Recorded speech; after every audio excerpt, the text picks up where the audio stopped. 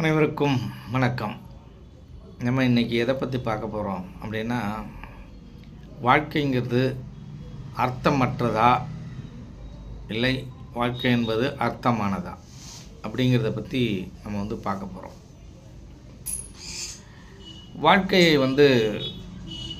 வாழ்க்கையில் அர்த்தமற்றது, சுவாரஸ்யமே இல்லை, வாழ்க்கை ரொம்ப எனக்கு நெருக்கடியை கொடுக்குது, துன்பத்தை கொடுக்குது, வாழ்க்கை என்பது சரியில்லை அப்படின்னு நிறைய பேர் புலம்புறது உண்டு.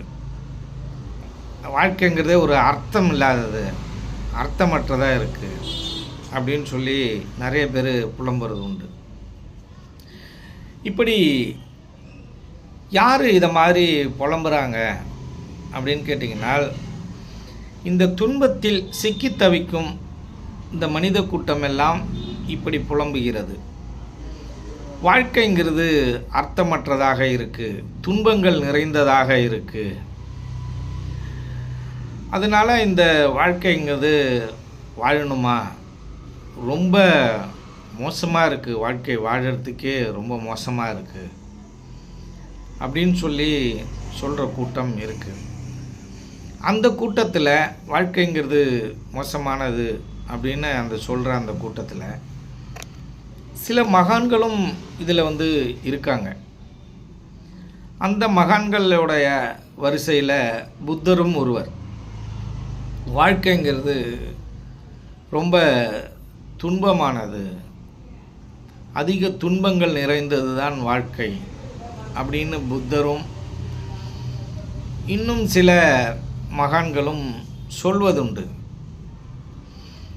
இது எதனுடைய அடிப்படையில் இவர்கள் சொல்கிறார்கள் என்றால், துன்பத்தை அதிகம் அனுபவித்ததால் இவர்கள் என்ன சொல்கிறாங்க அப்படின்னு கேட்டிங்கன்னா, வாழ்க்கை ரொம்ப துன்பமானது, ரொம்ப மோசமாக இருக்குது அப்படின்னு சொல்கிறாங்க.